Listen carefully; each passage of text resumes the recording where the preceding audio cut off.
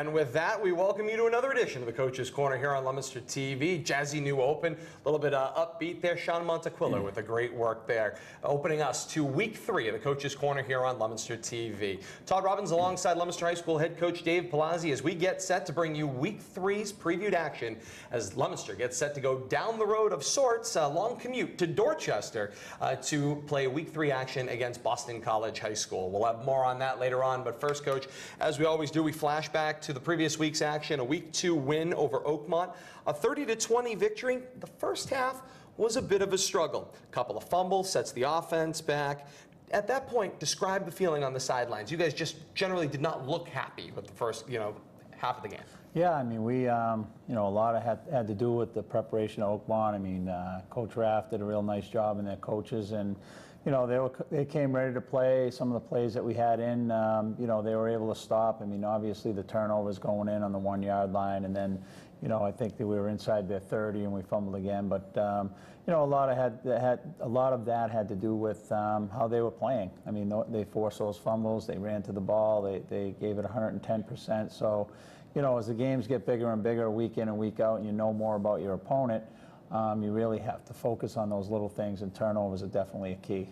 When you look at a 14-12 score going toward halftime, just a few seconds remaining going toward the half, not a lot had gone well, but you're in a competitive ball game. You guys put yourself in a situation where a drive stalls out at the very end of the half, and you do something we had kind of been talking about over the last couple of weeks. You're able to run the field goal unit out onto the field. Mike Foster gets an opportunity, drives it up and through. It was a 22-yard field goal at the time, and we said, gee, that thing would have been good from 32 or better. It was well struck.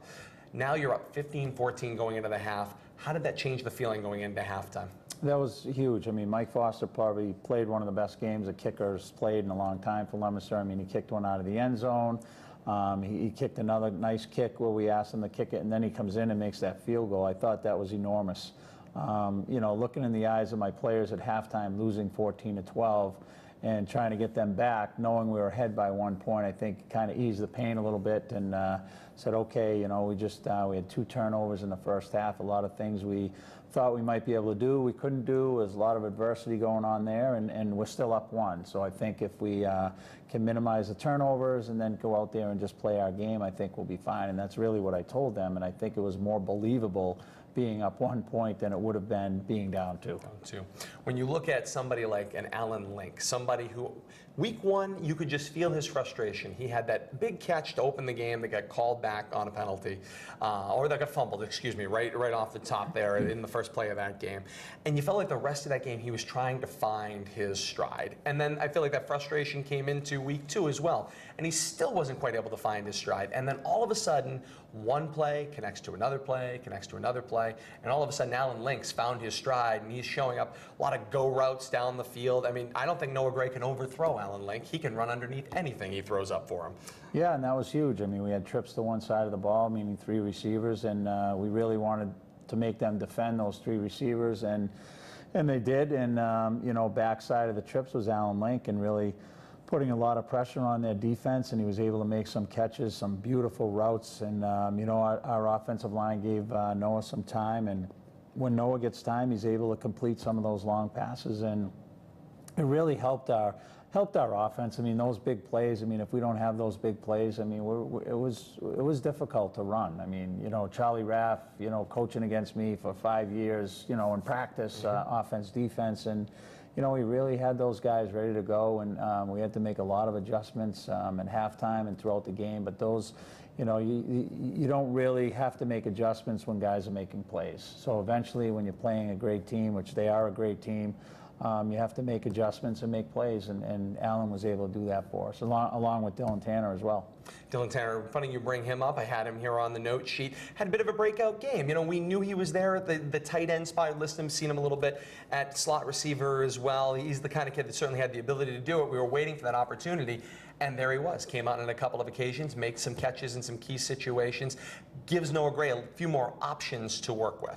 Yeah, and those are one of the things. I mean, they have to cover those 3 receivers, and when they tried to double up, we went to Allen, and when they didn't, we went to Dylan, and Travis Storm had a few catches. I mean, we had some guys make some plays that ordinarily they They probably wouldn't have, but the defense took away what we were going to do best, and I kind of figured that. But I knew they were going to key on Dandini, so we split them out wide and told the other guys, I mean, you're going to have to make plays if they're going to be doubling Anthony or doing whatever. So, and I thought they did that for the most part. I don't know if you had the opportunity to read it. I'm going to go a little off script here, but Sports Illustrated this week had a whole segment of their magazine dedicated this particular week to Rob Gronkowski. Not the Rob Gronkowski that everyone sees on party boats and going out drinking and what have you, but the Rob Gronkowski that as a tight end is incredibly methodical and smart on the field, and how the new age tight end kind of affects in the NFL the way formations run, the way defenses, end up covering people.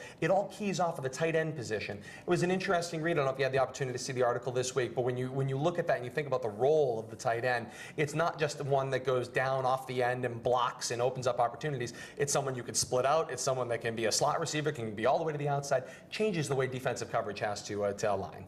Yeah, and I think a lot of teams now, I mean, people may not know this or understand, a lot of the high school teams, and we do some of this, I mean, if they line up in this particular defense, then we're going to run that. If they try to do this to us, then we'll go to that, and it's not really sometimes called in the huddle. We may change it up at the line, and, Oakmont, they signaled in a lot of their plays, so it really puts a lot of added pressure onto the defense, particularly with the tight end. The tight end can move and motion and come across the formation and block and trap block and things like that, which I see, Gronkowski does a lot, and they're a big target. So, a lot of those things are really trickling their way down to high school, and you see that a lot week in and week out. We talked about the adjustments going into the second half of action, and one of the places those adjustments were evident was defensively. In that second half, they locked down tight on an Oakmont offense that was moving the football pretty well down the field in the first half of play. What was the big key that you saw defensively that kind of slowed them down scoring anyway? Well, I mean, we're getting a little bit more pressure and getting the hands up and just trying to fight through it. I mean, there's not much you can do when teams are going to throw the ball every down. I mean, you have to play every play. The D-line's got to give pressure on the quarterback, and I think the quarterback missed a few open receivers from Oakmont, but he had a little bit more pressure on him at times. I mean, I think he only completed 8 passes, but they, when you're throwing it all night long and you're trying to take advantage, I mean, they're like I was back in the day, just trying to score on every play with the pass when you're committed to the pass like they were. But they had a great run game. I mean, they had a tremendous game plan. It wasn't easy. We got a lot of guys that chasing receivers all night. They're on offense or on defense, and it's not easy. I mean, it's not like like you said, it's not old school football where they line up and run the ball off tackle every night. Now that they're crossing patterns, deep patterns, and throwing every down, I mean, that can wear on a team. I mean, look at the Patriots yesterday. Yeah. I mean, against the Dolphins. I mean, they got shredded in the second half, and who knows what happened. The quarterback had some time to throw the ball. And that's a big difference. We're going to circle back and talk about the difference between the big play and the running game and a social media debate I saw this week around the game. We'll come back to that in a moment.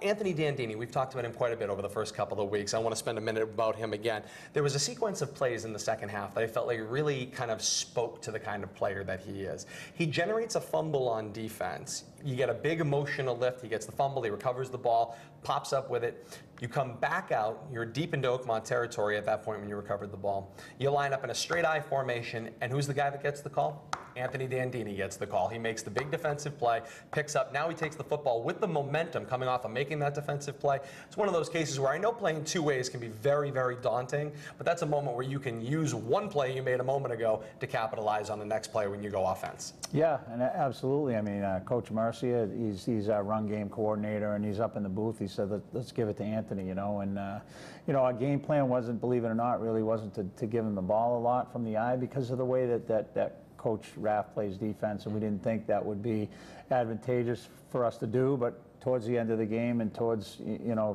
specific parts of the game where we felt Anthony was really turning the corner and he needed the ball at that moment, he made a great play. So we gave him the ball, and we were trying to just accomplish a little bit of a rhythm, which we were really unable to do in the first half. All in all, it's a 30-20 victory. You're 2-0 through 2 weeks going into this game this week. Evaluate where you are 2 weeks into this season. Are you happy with the development of what you've seen? What would you like to see going forward?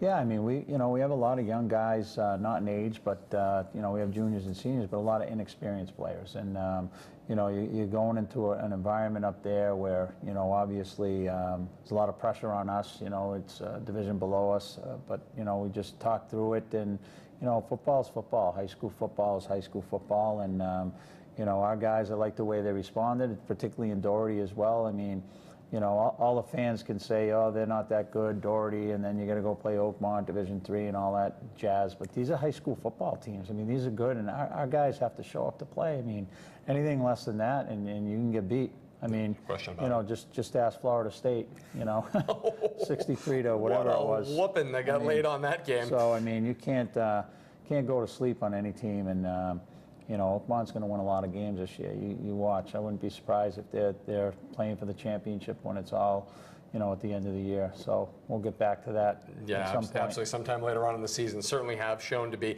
a very strong team for certain. Let's talk about that philosophy you hinted at a few minutes ago. So here we were, we're a post-game, I'm heading home, and I'm flipping through social media, and I see a debate had spurred up on social media among some names that we won't mention here, but I could tell you off air, we'll discuss who had gotten into this little debate on social media, and it caught my attention because it kind of made me think a little bit about how football has changed just in the time since 1999 when I started covering this team as a student and where we are now in 2016. In 1999, this whole game, not just Leominster, the whole game of high school football was run-dominated. You came up with run-based formations. If you had a team that could pass the ball a couple times a game, that was really exciting. But it was about matriculating the ball down the field, the 3 yards in a cloud of dust that you talk about, the old Alabama adage, right? And now you look at today's game, in 2016, the big play was the big thing that was being talked about. Teams are way too reliant on the big play. They're looking for one big pass to take the whole field and so on and so forth. So there was this interesting generational debate that was going back and forth between is it better to have long sustained drives to matriculate the ball down the field with the end result of scoring, or to constantly be looking at the big play when the big play is feast or famine. You either get it or you don't. You get 7 points or 6 plus an extra point opportunity. What do you think? Big play, long sustained drives? Well, I think it's both. I mean, when I was at Millbury in 2003, my quarterback had 39 touchdown passes, and not a lot of teams were throwing the ball. But I've always said, I mean, that got a little monotonous because we could not run the ball. So when you're throwing the ball 40, 50 times a game, you have to be able to run the ball. So, when I came to Leominster, it's always been a great run team and a strong running game. And I said to myself, if we can do both, which we now try to do, that would be huge for us to have a strong running game and to be able to spread teams out and kind of do it all. So, I would look at us. I try to do both. Run the ball when we need to run the ball, and if there's a big play opportunity, you go for it. But to your point, to answer your question, it's very difficult in today's day and age to have those 14, 15, 16 play drives and not have something go wrong. It's like the kickoff study or the punt study, yes. Whether or not it's advantageous to punt or not. And, some teams don't believe that it is. So they do all these studies. But, nevertheless, I think going for a big play, you get 3 plays. If you think about it, you get 3 times to try to score or spread people out and, get that big play. So it's either or, except for when the wind and the rain, and then when you get inside the 10-yard line, and when that field gets shorter, it's very difficult to score down by the goal line. Yeah. That's the one thing I remember. It was so difficult, and it's difficult for everybody. Absolutely. No matter if you run or pass, but that's the one thing when you're a spread team going deep and trying to score every play. When you get inside the 10, and I think we held Oakmont, they couldn't get the ball in the end zone, from the 12 or whatever it was. Is that basically just there's not enough room for the play to develop when you're going downfield and you're in, within 20 yards or closer? Sure. Now you send the house and you cover people up. There's nowhere if you don't have to worry about them getting behind you. So now you can get to the ball, the quarterback quicker. He's got to make a decision unless someone's wide open, which usually they are not because you're the type of defense you're playing. I think if you look at that, how hard it is to score. I mean, I'm sure if you ask the Oakmont offensive coordinator, like myself, I don't like trying to figure out what plays to run from the 8-yard line when it's, 2nd and 3rd and goal. I mean, that's a difficult time to score. You'd rather run it down old school, 3 yards, 4 yards, get to the 1 and 2 tight and punch it in. So, But And, these are the same people, by the way, that were participating in this debate. The same ones that, somewhere between 99 and 2003 when I graduated from high school under the previous head coach, that didn't like dive left, dive right, dive left, dive right. So, they don't love the big play. They didn't like running the ball either. I think they just like to complain, but that's why we love them all. That's why we love their fandom in this great world. And why I'm glad I'm not head coach. I just evaluate from here. All right, let's take a look at the upcoming schedule for the Blue Devils as we continue on this Week 3 edition of the Coach's Corner. 2 wins there, 28-20 in Week 1 over Doherty, 30-20 win last week over Oakmont. Last of the first 3 road games coming up this Friday night, September the 23rd, a 7 o'clock kickoff at BC High. And then finally, that's a home game. Week 4 action, Friday the 30th of September, a 7 o'clock kickoff back at Doyle Field. Coach, you may not have to actually get on a bus to go to your game in Week 4 for the first time this season. It's a daunting task to play 3 straight road games to open the year. yeah, particularly this week. I mean, we're BC High in Dorchester. I mean, we're going to be leaving 3 o'clock in the afternoon for a 7 o'clock game. It's take a couple hours in between traffic, so try to get there early and get settled, but it's it's going to be a daunting task to have to go down there and play a football game, let alone win the game.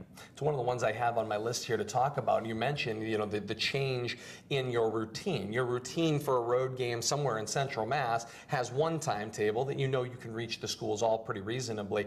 Here, you now have to enter a commute. You've got to figure out commute traffic getting into the Dorchester area in Boston. That could throw your commute, I know well, anywhere between 45 minutes to an hour. You just don't know. How much does that affect your players? You're literally, bell's going to ring at 2:15, get on the bus 45 minutes later and start this trek down to the game. Yeah, I mean, these guys, I talked to them today, and they got to I told them to mentally start to prepare for going down to to Dorchester to play BC High. So, it's definitely going to be something that we're keen on getting these guys ready, possibly getting some food before the game, right after school or something, things we need to talk about more as the week progresses. Let's make a quick stop elsewhere in football. You mentioned it a few moments ago, Patriots game yesterday, and there are, I think, some interesting things that as football fans and football announcers, we can glean away from this and try to get some football education out there. We talk a lot about that next man up theory, and I don't think it was better demonstrated than when your A plan, your Hall of Fame quarterback, is suspended, your B plan, who was playing out of his mind as a backup quarterback, gets injured, and your C plan, who was never supposed to see the field ever, becomes the quarterback. And Jacoby Brissett did just that yesterday. He had quite a pad, 24-0 lead when he kind of entered the ball game and was able to hang on in the end for the Patriots. But a very interesting learning moment for, I think, everyone involved in football. What can you use that for when you're talking to your players? How do you explain that to them? Third man up ends up having to hold the house together and may have to do it again this Thursday night.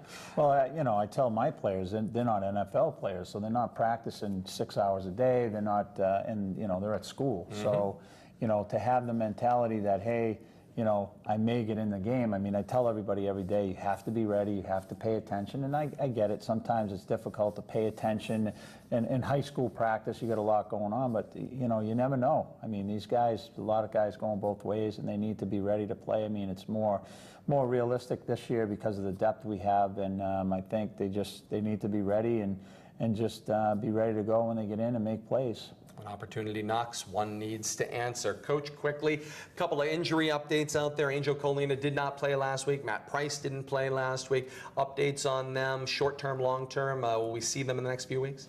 Yeah, I mean, we actually had 4 defensive starters out. Marcelino, we had Christian Nunez, yep. And then, Price and Colina, and Price and Colina, who knows? I think Angel will be out a couple more weeks or so. And Matt, we'll see where he's at with, his injury, and the other guys are just being evaluated, getting checked out now. So, otherwise, the guys that were in there last week just have to continue to play hard, and, I think our coaches have done a great job, and the players as well. I mean, it's great when you can win football games. It's better than losing, obviously, and those kids are getting some good experience. So, But we definitely need to improve on certain things, and they need to improve with confidence in what they're doing. No one will disagree. Winning is always better than losing. Let's take a look at the games coming up in this week 3 of action. 4 of them on the slate elsewhere outside of Dorchester this week. Shepherd Hill and Wachusett square off. Shrewsbury finds themselves up against Fitchburg.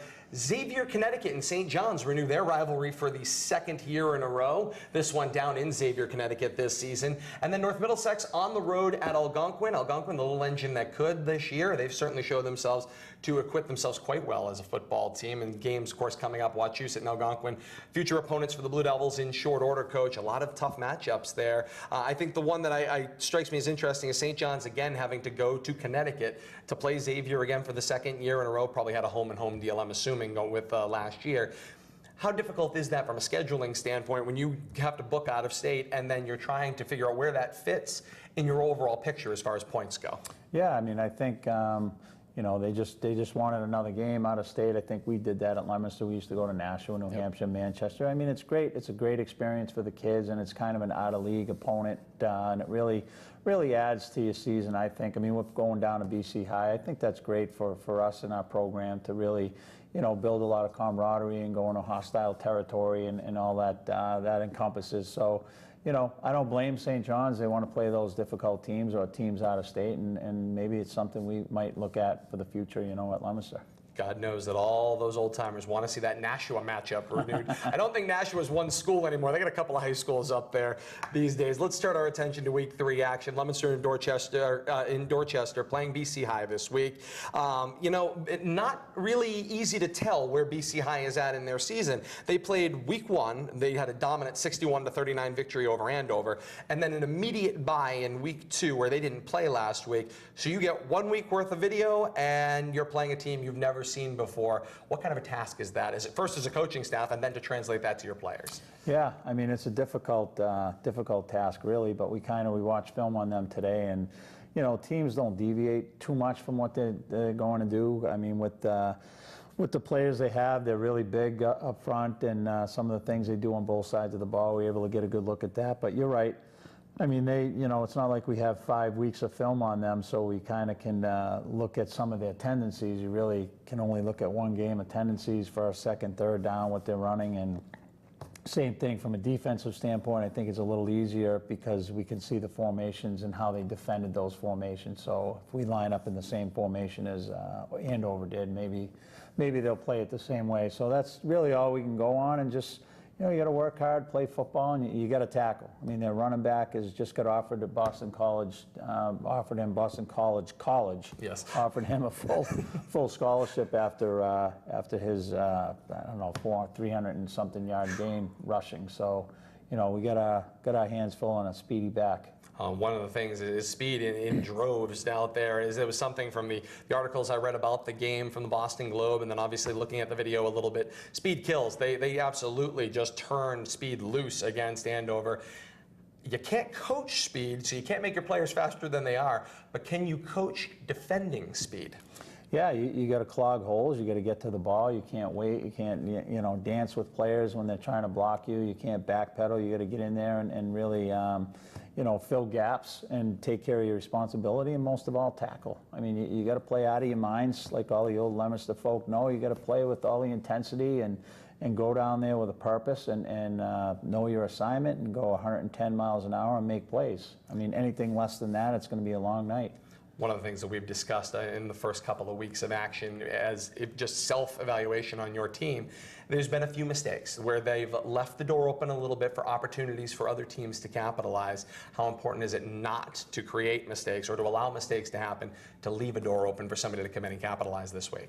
Yeah, I mean, we have film too. I mean, we've had 2 weeks of film, so these guys are watching film and coaches are evaluating the players, and obviously we go over and practice what you shouldn't do. I mean, you have to coach everything. I mean, the kids, we put a lot on their plates, and some of the situational things that happened the other night in the game and different plays that I think are frustrating as a coach. We really need to coach those things. I mean, I'm a big believer, you know, you got to coach something 3 times and let the kids see it 3 times before, you know, you go ballistic on them and yell at them. I don't think it's fair. 3 strikes and you're out. Applies exactly. Everywhere. Kind of like that. So, you know, after 3 times, I think that's just about enough, and they should know exactly what they're doing. But, you know, and physical mistakes. I mean, missed tackle, you got to wrap up. But sometimes, you know, other teams make plays too. It's part of the game. But I think if you're mentally ready for the game and you're doing what you're supposed to do, and they're just better, then they're just better. But that's really what we're looking at this week, to try to shore up a lot of those mistakes and get people in the right position to make